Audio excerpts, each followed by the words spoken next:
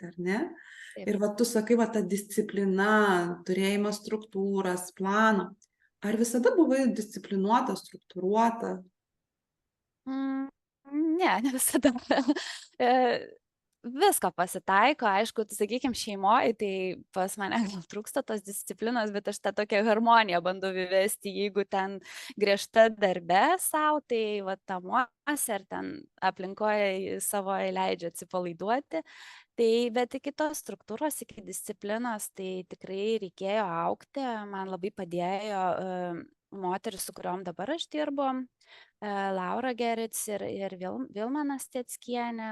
Tikrai labai padėjo ir šiai dienai, kokia esu aš, tai ir jų dėka.